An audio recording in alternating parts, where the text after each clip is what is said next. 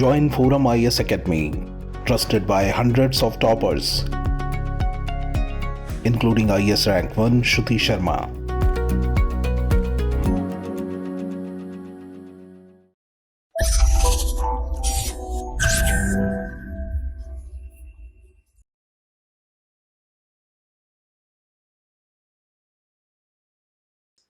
Hello friends, this is Vijay.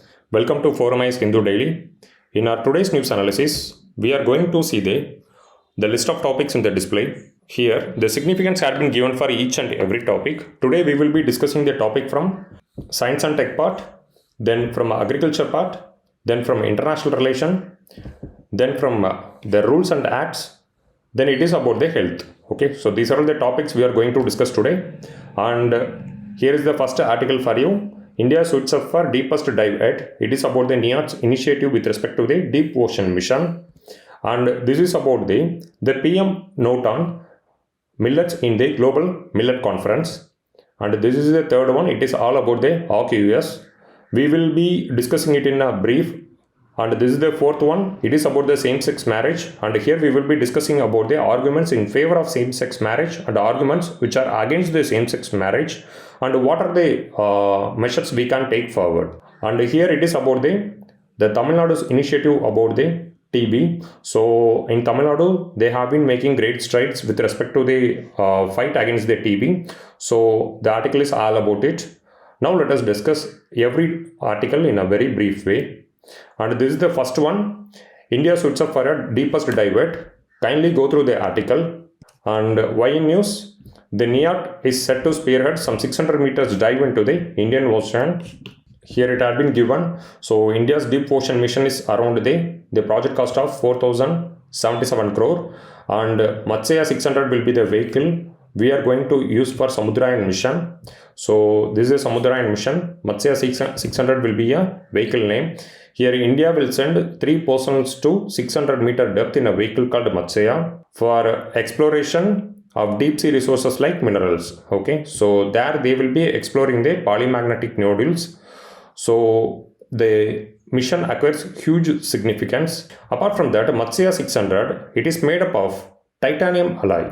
So generally you might have known titanium is having very high tensile strength and they can withstand very huge pressure. So that's what NIAT had opted to use the titanium alloy in the making of Matsya 600.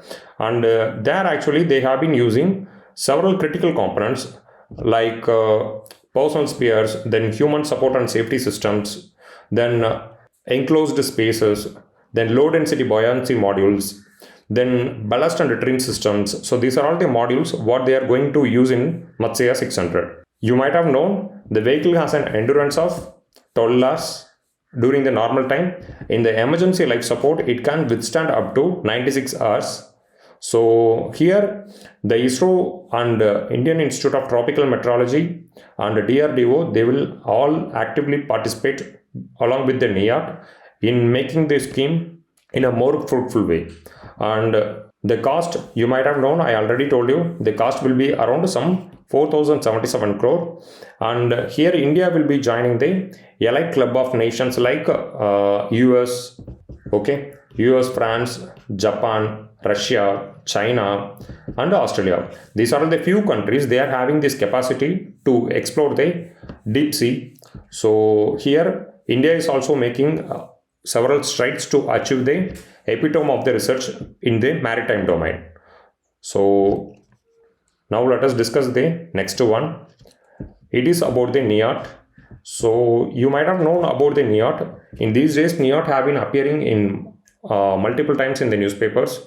So we can expect the questions from NIAT also. The National Institute of Ocean Technology, it was established in the year of 1993. So as an autonomous society under the Ministry of Earth Science, and NIAT is managed by a governing council and is headed by a director, and the institute is based in Chennai. So the major aim of starting NIAT was to develop reliable indigenous technologies to solve various engineering problems associated with harvesting of non-living and living resources in India's exclusive economic zone. So NIAT's prime target will be developing the technologies exclusively for the economic zone, exclusive economic zone, which is about 2/3 of the land area of India. So this is what you should know, and the significance of the Submarine mission you should know.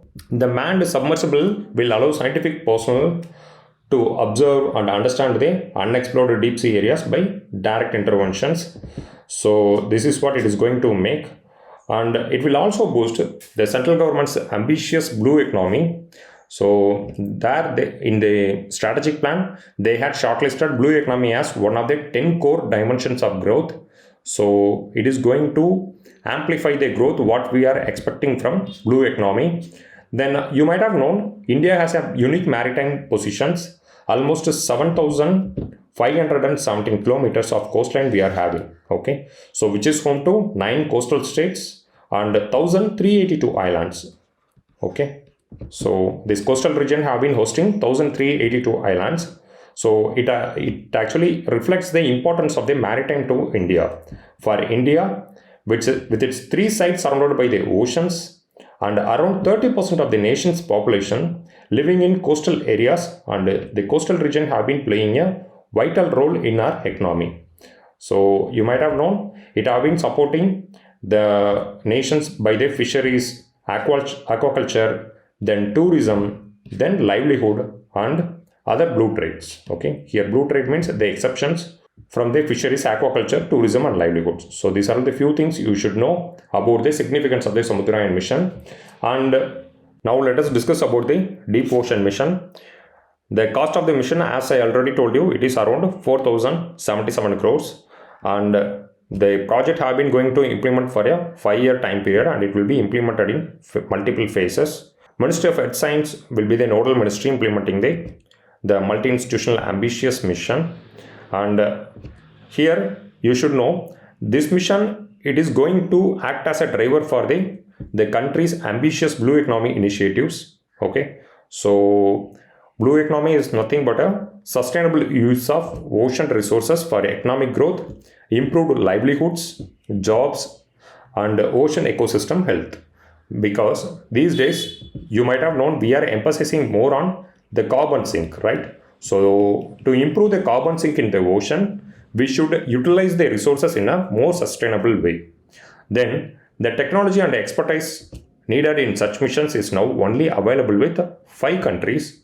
You might have known US, Russia, France, Japan, China, and these days Australia is also making certain initiatives with respect to the deep sea explorations. So India now will be the 6th country to have this position, and the major components we should know here under the deep sea mission, we will be developing the development of technologies for deep sea mining. So a manned submersible will be developed under the Submarine mission. Okay, then an integrated mining system will also be developed. So it will explore the polymetallic nodules at those depths in the central Indian Ocean. You might have known about the polymetallic nodules. Anyway, I will explain. These polymetallic nodules, they are just rocks scattered in the seabed, and they will be containing several elements like iron, manganese, then nickel, cobalt, etc.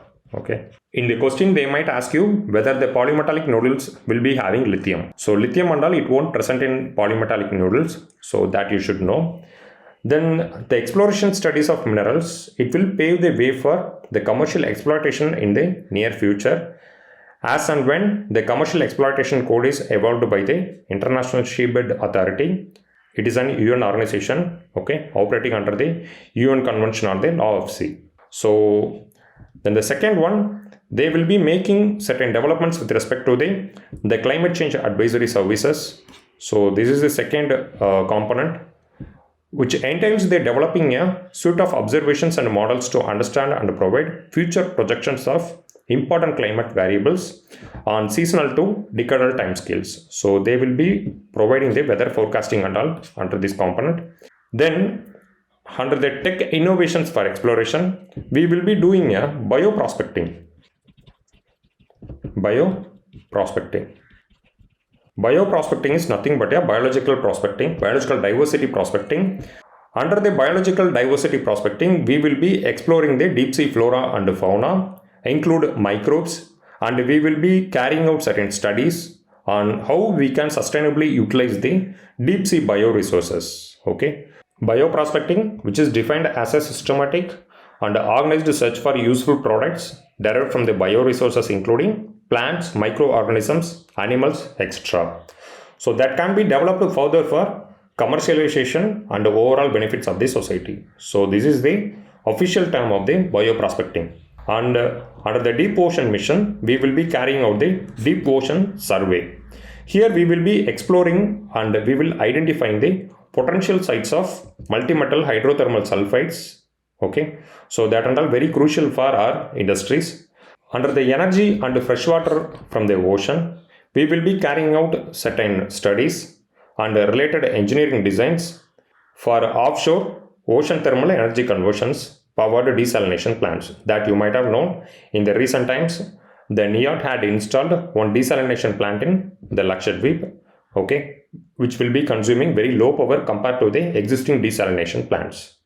So OTEC is a technology which uses ocean temperature differences from the surface to depths lower than 1000 meters to extract the energy. So this is the OTEC technology. And now let us dive into the next topic. This is about the second article. In Global Millet Conference, PM Modi made a note about the millets and he stated that it will be act as a solution for the India's food and nutritional security, and it will also applicable to the world, like that he had been stated. And in the image you can see the various varieties of millets, okay, finger millet, then foxtail, then barnyard, then little kodo millet, then pearl millet, then this is the jowar. So these are the few millet variants. Now let us discuss everything in brief about the millets. And millets, actually it is a collective term referring to a number of small seeded annual grass that are cultivated as a grain crops primarily on marginal lands in the dry areas. So millets, they will be grown predominantly in a dry areas, and these dry areas, it may be in a temperate, subtropical or in tropical regions. Some of the common millets available in India are ragi, jowar, then sama, bajra, then varega. This is a proso millet. So the earliest evidence of these grains has been found in even in the Indus civilization, and it was one of the first plants domesticated for food. So it is grown in about 131 countries, and the traditional food for around 60 crore people in Asia and in Africa. So India is the largest producer of millet in the world, and it accounts for 20% of the global production and 80% of the Asia's production. So globally, India, Nigeria, China are the largest producers of millets in the world, accounting for 55%. So India, China, then Nigeria. So these three countries, they account for 55% of the global production. For many years, India was a major producer of millets. However, in recent years, millet production has increased dramatically in Africa also.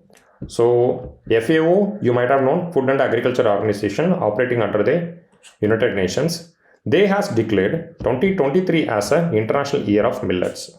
So it occurs huge importance because millets have special nutritive properties.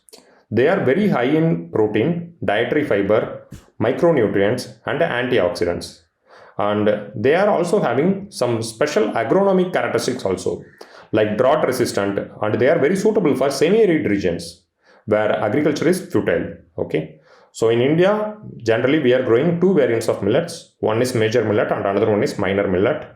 Minor millet will be included like a little millet, kodo millet. So these are the minor millets.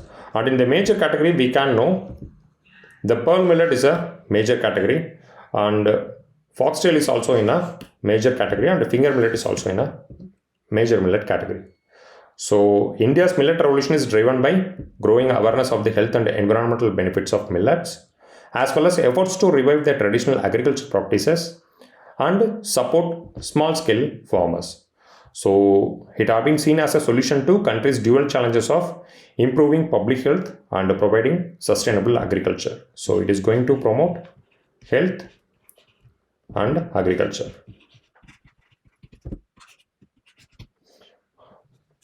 Now, let us discuss why millets are considered as a nutri-cereals. So, as I already told you, millets are drought resistant and they require less water and can grow in very poor soil conditions. This makes them a suitable food crop for areas with unpredictable weather patterns and water scarcity. So, they are highly resilient to climate changes also, and they are very rich in nutrients like as we discussed, millets are having good amount of liquid fiber, soluble fiber, vitamins and minerals, and they are also gluten free and they are having very low glycemic index. These days India is suffering from a very high diabetic patient load, so we can reduce the diabetic burden by incorporating the low glycemic index foods. So millet is one among them, because the foods which are having very low glycemic index, they won't elevate the sugar spikes. Okay, so therefore it will prevent the diabetes in human beings. And adaptability with respect to the millets, they can be grown in variety of soils and climates. Okay, so it makes them a versatile crop option for the farmers. And sustainability, you might have known, the millets are often grown using the traditional farming methods, so which are more sustainable and environment friendly, because they are having very low carbon footprints and the water requirement is very low compared to the paddy. Desi paddy variety, you might have known, it have been requiring 3500 liters of water per kg, whereas millets will be requiring only some 400 to 500 liters of water. So almost 1/8 of the water what desi variety have been requiring is absorbed by the millet varieties. So these are all the few things you should know, and we are having various challenges to increase the millet cultivation and production. The first one is they are having very poor productivity. Okay, so even though they can having the ability to grow in a variety of regions, but the productivity is very low. The production of sorghum, you might have known, jowar, it has fallen. Then the production of pearl millet also has been stagnated. The production of other millets, including the finger millet, it is also getting stagnated. So these are the few examples for the poor productivity of the millets. Then the second one is related to the lack of awareness. Many people in India, they are not aware of the health benefits of millets, leading to low demand. But in these days, the demand for the millets have been spiking. And thirdly, the millets are involving very high cost factor. Millets are often priced higher than the traditional cereals, making them less accessible to the low income consumers. Also, you might have known, these days the production capacity is very low due to multiple benefits of the crop and a discrepancy in the supply demand. They are very pricey. Okay, so then the fourthly, it is a limited availability. Millets are not widely available in traditional and modern retail markets, which makes them very difficult for the consumers to purchase. Okay, then the unpleasant taste and odor is the fifthly. Some people believe that millets have a unpleasant taste which discourages them from consuming. Okay, then sixthly, it is low profit. The cultivation of millets is often associated with low yields and low profitability, which can discourage farmers from growing them. So these are the few things we should know about the challenges. Now let us discuss about the initiatives. The government have been taking multiple initiatives. The first one, the National Millets Mission. The NMM is a very significant mission, and it was launched in the year of 2007 to promote the production and the consumption of the millets. And these days the government came up with the price support scheme, which provides a financial assistance to the farmers for the cultivation of millets. Thirdly, they're promoting millets in PDS. So these days, the government has introduced millets in the public distribution system and making it accessible and affordable to the masses. Fourthly, it is about the organic farming. The government is also promoting the organic variant of millets, and which makes the farmers to fetch huge profit. So these are the few initiatives the government have been taking these days. Now let us dive into the next article. This is the third article. It is all about the AUKUS. Here in the description, they had given that AUKUS is a trilateral security pact between Australia, United Kingdom and the United States. So, 3 countries have been participating in this deal. So, it was announced on 15th September 2021 for the Indo-Pacific region. Under the pact, US and UK will help Australia to acquire nuclear-powered submarines. Though not equipped with nuclear weapons, it will allow Australia to share the greater intelligence with UK and US. The AUKUS grouping, it came into prominence when Australia ended a multi-billion-dollar contract with France, which was signed in the year of 2016 to build 12 diesel-electric submarines to replace its existing coal submarine fleet. Now let us discuss the objectives of AUKUS. The deal is seen as a step toward curtailing China, which was made significant aggressive maneuvers in the Pacific region, especially in and around the South China Sea, where it has expansive territorial claims. So we know that it is making claims over the Spratly, Paracel Islands, etc. So here, in this case, the nuclear powered submarines will give Australia a naval heft in the Pacific, where China has been particularly very aggressive. While the US and Britain have had the capability for decades, Australia has never had any nuclear powered submarine. So these are all the few objectives they are going to make. So the first one is they are going to defeat the ambitions of the China, and the second one, they are going to empower the Australia with the nuclear powered submarines. Here let us discuss about the initiatives under AUKUS. Australia is a continental country having vast spread in ocean. Right now they are having aging 6 Colin class diesel electric boats. You know very well that diesel electric submarines, they can't stay underwater for a long time. Even in India, we are having Scorpion class submarines, but here we are using air independent propulsion technology to make them to stay underwater for a quite long time than the conventional diesel submarines. So here the entire process of handover of submarine will take place in 3 phases. So the first phase, the US will rotate 4 of its Virginia class submarines. And it will provide some capacity development to the Australian Navy. And in the phase 2, Australia will buy 3 Virginia class submarines. So at a price discount than what US have been offering to other countries. Then in the phase 3, Australia will have its own submarine. The first submarine will be built by UK. Then Australia build other in Adelaide. So the hulls will be having advanced vertical launch system, and a few countries having this technology so far. So these submarines will be a blend of US will be providing a technology, and design will be from UK, then investment will be from Australia. Okay, so this is how they are going to design the submarines. So the design will be from UK and investment will be from Australia. So okay, now Australia will be spending a whopping $245 billion in 32 years to acquire the whole fleet.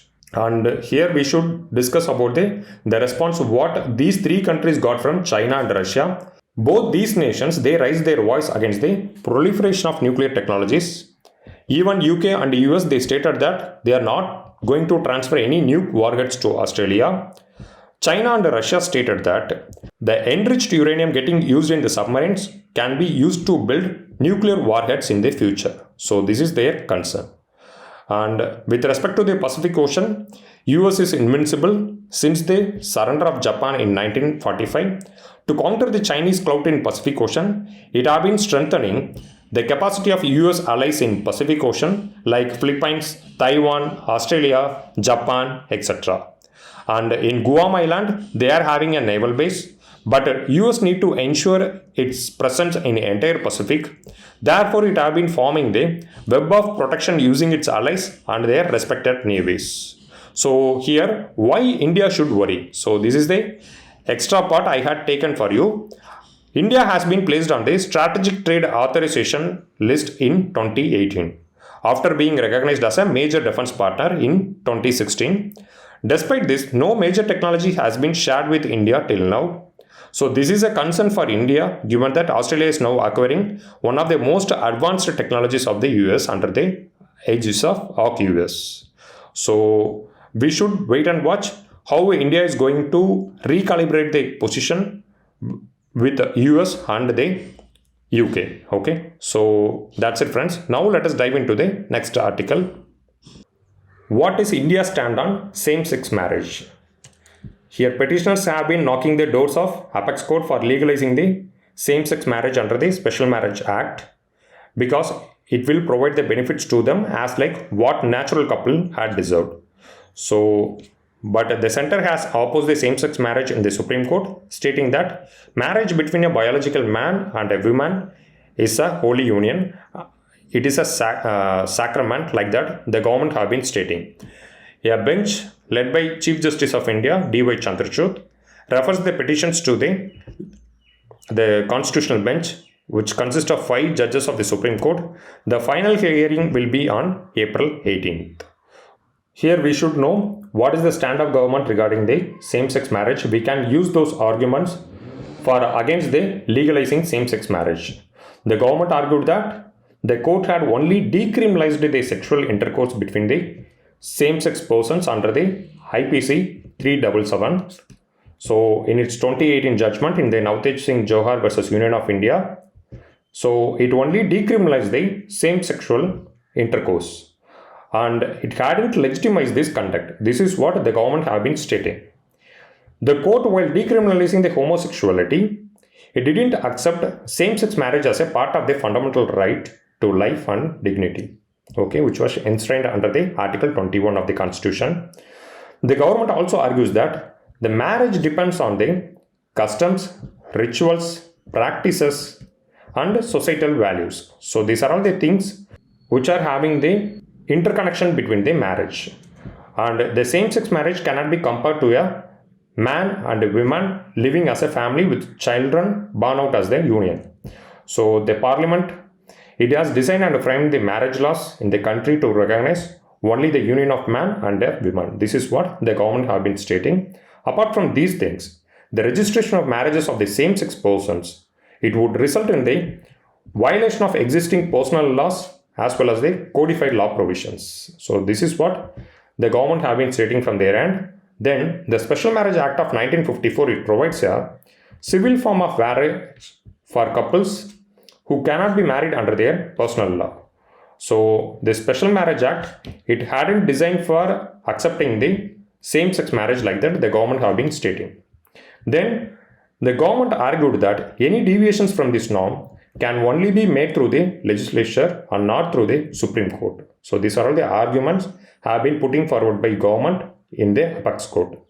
Then procreation, you might have known, some people argue that the primary purpose of the marriage is procreation and that same-sex couples, they cannot have biological children. Okay, so these are all the few things the government have been putting forward with respect to the arguments against the same-sex marriages.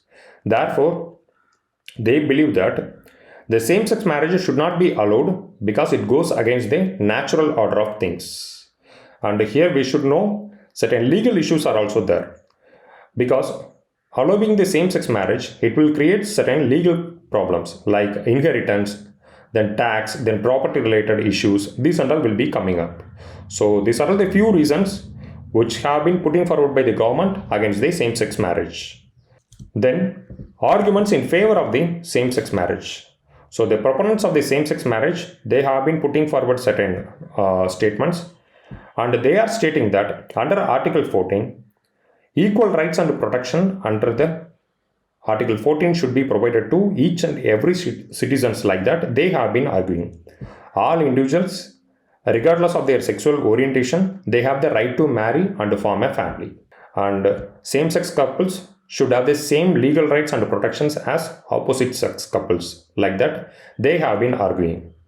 And they also stating that non-recognition of the same-sex marriage amounted to the discrimination that struck at the root of the dignity and self-fulfillment of the LGBTQA couples. Okay, so these are all the things it have been putting forward by the proponents of the same-sex marriage. And they are also stating that allowing the same-sex marriage, it will be strengthening the family and the communities because marriage provides social and economic benefits to couples and their families. Allowing same-sex couples to marry strengthens the family and communities by promoting the stability and security. So they are also quoting about the global acceptance. Same-sex marriage is legal in many countries around the world, and denying this right to individuals in a democratic society, it will go against the global principles like that they have been stating. Okay. So in 133 countries, homosexuality is decriminalized, but only in 32 of them, same-sex marriage is legal. So these are the few facts you should know.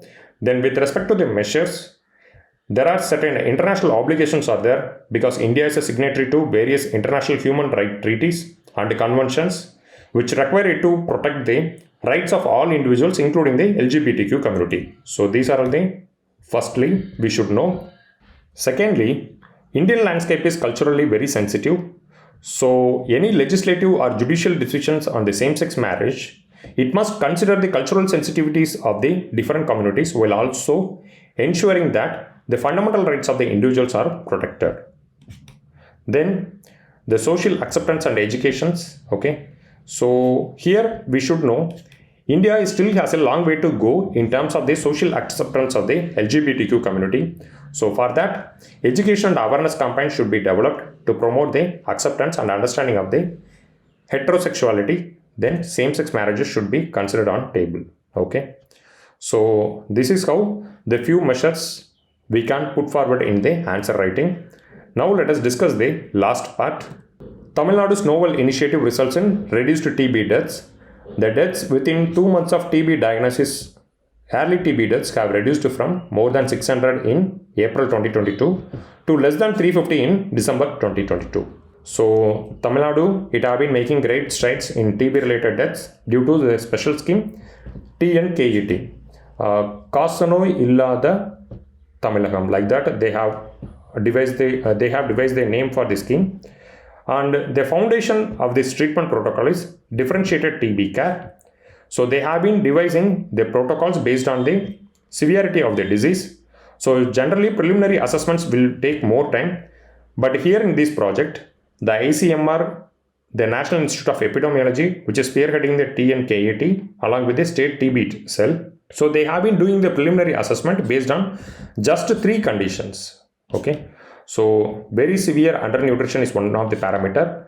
Then the respiratory insufficiency is another one parameter. Then the thirdly, inability to stand without the support. So these are the 3 parameters they have been taking considerations for admitting the patients into the care, especially the TB care. So here the state is having 150 nodal inpatient care facilities and nearly 900 beds earmarked for people having severe TB symptoms. So they are having 150 facilities and 900 bed. Okay. So in this passage, you might have come across the term triaging. Okay. Which means preliminary assessment. Okay. So with this scheme, the state had earlier, they had achieved the initial target of triaging 80%, then 80% of referrals, then the admissions, which are also 80% they achieved. But now in the month of December 2022, they achieved 90% in the case diagnosis, then referrals comprehensive assessment, then in the admission also. In all these segments, they achieved 90%. Okay. So here you should know, don't go dive into the factual informations related to the data what they had provided in the paper. Just to know what are the protocols they envisaged for the success of the scheme. So that's it. So these are the few mechanisms they had put in their health system to reduce the death rate from TB. So this is how they reduce the death rate from TB. So these are the few things you should know here. Now let us discuss very briefly about the TB.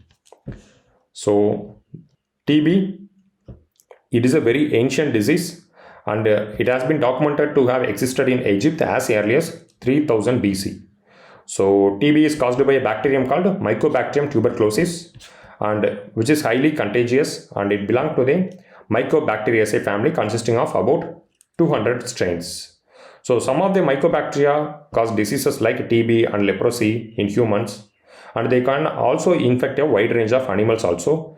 In humans, TB mostly affects the lungs, okay, so which is termed as a pulmonary TB, but it can also affect other organs, especially even the brain is susceptible to damage. So the TB is treatable and it is curable, but you should know about the transmissions. They used to transmit in air. So if the person who is infected with TB means, then he will be acting as a spreader. In some cases, he will become a super spreader. So the symptoms, common symptoms of active lung TB are the cough with sputum, then blood at times, then chest pains, then weakness, then weight loss, severe weight loss will be there, then fever and night sweats. So these are all the few symptoms the TB patients will be witnessing. Then the countries affected by TB are India, Indonesia, China, Philippines, Pakistan, Nigeria, Bangladesh and South Africa. These are all the countries they are having almost 2/3 of the TB patient load. Among them, India alone is having 1.2 million TB patients. So these days, MDR TB have becoming a menace to India. So MDR TB means multi-drug resistant TB, which is a strain of TB that cannot be treated with the two most powerful first-line treatment anti-TB drugs. So extensively drug-resistant TB is another variant of MDR TB. So these days they are becoming very virulent because of their tendency to act against the drugs what we are injecting in our body. So the usage of the critical drugs need to be reduced and they need to be efficiently utilized. With respect to the efforts of TB, India have been making several initiatives. So the first one is National Strategic Plan for Tuberculosis Elimination. It was launched in the year of 2017 and the deadline was 2025. And we are having Nikshay ecosystem. So it is an information system for TB patients. The Nikshay Poshan Yojana we are having. Under Nikshay Poshan Yojana, we are providing the financial support. Then we are having the campaign TB Harega Desh Jitega campaign. So these are the few initiatives the government of India have been taking forward for these years. And in the global aspect, the WHO have been releasing the Global Tuberculosis Report and Find Treat All. This is also the initiative of WHO. So these are the few initiatives which have been taken in the global arena for reducing the TB load.